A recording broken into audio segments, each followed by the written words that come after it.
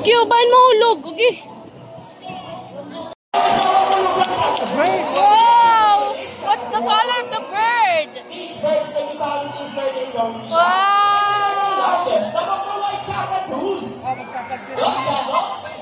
Look at the bird. Oh, wow! Oh, look at the bird. Oh!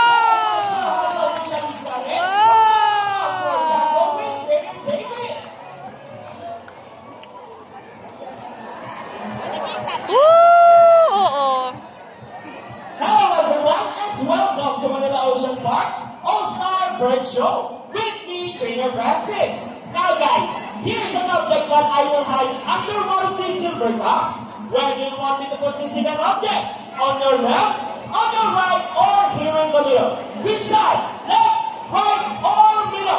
Middle! Alright, so let's put it right here.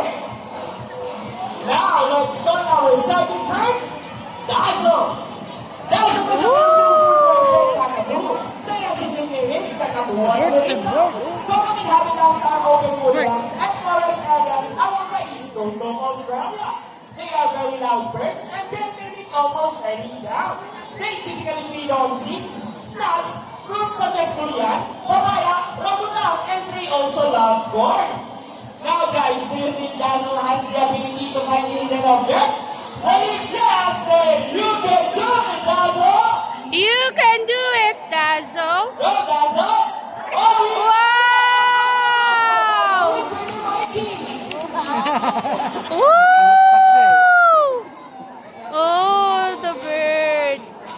Now, our next featured birds are just not any very couple. Monogamous, meaning they will be partners for a lifetime. They are romantic, right? But as any couple world has, in a relationship, there will always be battles. Meet Sassy and Rocky, our beautiful pair of living couples. And today, they will battle it out to see who's the best in a basketball game. But before we start this battle, I will divide you guys into two groups. First the girls, all the girls will cheer for Sassy. Come on girls, what will you cheer? Sassy! Sassy! Sassy! Sassy! All the boys will cheer for Rocky. Come on boys, what will you cheer? Rocky! Rocky! Rocky! Our rolls are boys ready, gamers ready, set, go! Here comes the first Oh, Sassy! First goal for Sassy. Oh, no. Another score for Rocky.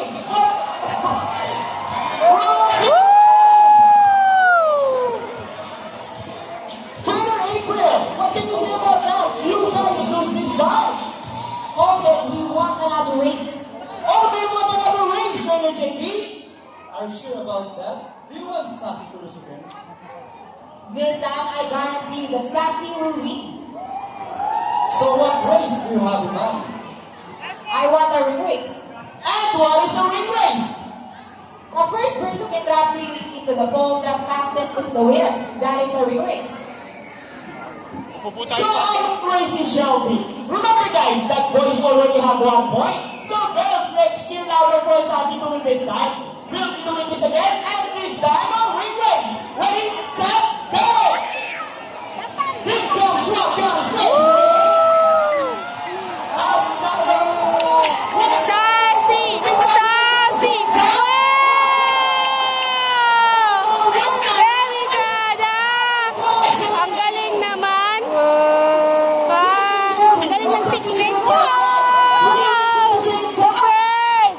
Wow! Ay, sorry, Mami shouting. Mami shouting. Mami's... Oh, is it true that girls some more intelligent boys? Of course! Now, the round of applause for Sassy and Rocky with Trainer April and Trainer JB.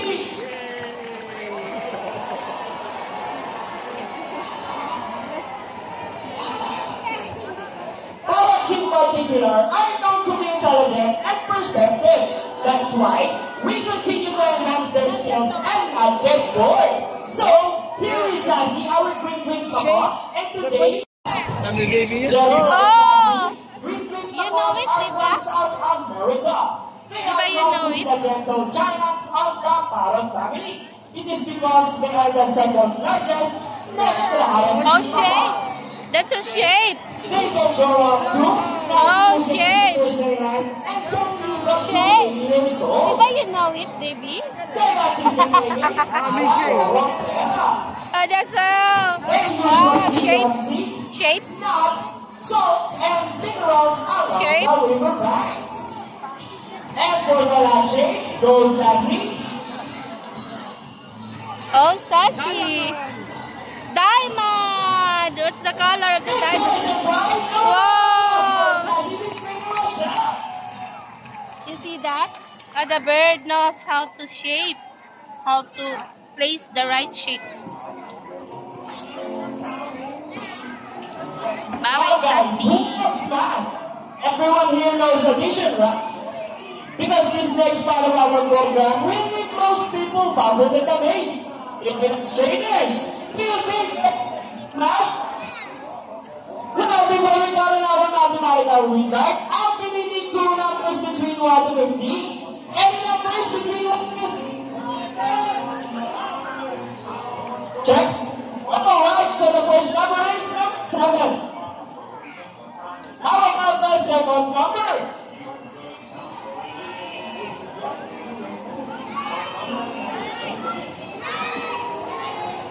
Number. What number? 2. 2.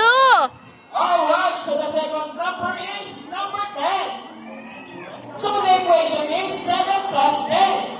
Let's see if our mathematical can solve this equation. But first, Trainer Mikey will shuffle the numbers.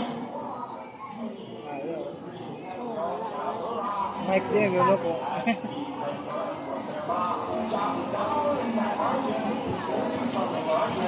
Now let's start our hybrid bako, Rocky. Wow, Rocky, what a beautiful entrance. It's a bird. Once again, the equation is 7 plus 10. Yes. Counting the parrot number. Oh, he gets the first number correct. Off to the second number. Rocky loves numbers. And he gets the number 7. So 7 plus 10 is equals to 17. About the plus for Rocky with Trainer Mikey. Wow. Now guys, we need an adult volunteer with 500 peso bill. Anyone who wants to be our lucky volunteer for the day, just raise your hands up and Michael Trainer will pick one. Once again, we need an adult volunteer with 500 peso bill. Alright, I think we got one. You will notice that the birds in our show are mostly parrots. It is because they are highly intelligent. Wait. Well, he gets the money and flies back. And I think money is the Kayo pala nanonood eh. Oh. Yan nakatingin eh. Dad, I have a question for you. Did you know that Manila Ocean Park is also a rescue center for birds? May donation na. Well, now you know that your money will develop a way and grateful.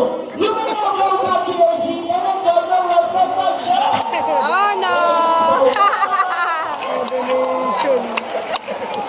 Anyone else? 1,000 peso for this time. No more?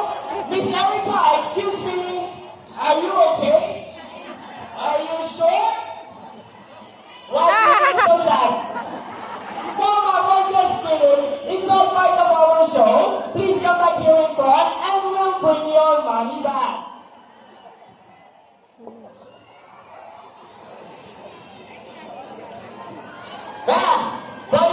something. Before Buddy gives your money back, Buddy wants to give you a kiss. Is it okay? Wonderful. Now stand here in front. Look at your camera and offer your cheek.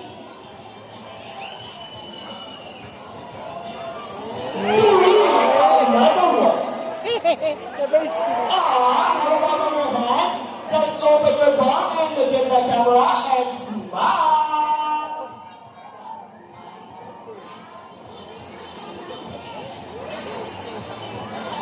And there is your money. A round of applause for our volunteer and Buddy. Ladies and gentlemen, now that you have seen our colorful and intelligent these birds can be found in Bohol, some are naked, Cagaguanes, and possibly in Siribuya. And meet our golden knights, the dolphin! Golden knights are also known as Alliastor and Goose, one of the 446 species of birds of prey around the world. These birds can be found in India, Indonesia, Bangladesh, Pakistan, around China, including here in the Philippines. And meet Shadow! You are welcome on as Lion in your partner. And as you can see, we have all pigeons. All pigeons are something they call inability, meaning they will generate a return to its nest and day. A round of applause for our raptors. Ang lapit! Ang lapit! Wow! Here in Manila Ocean Park, we believe there is hope. Wow! Look at the birds! Oh, so much birds! Wow! The 3 R's is reduce, reuse, and Recycle! very good. So here comes our lovely bird once again, and he will show us the proper waste disposal. Wow!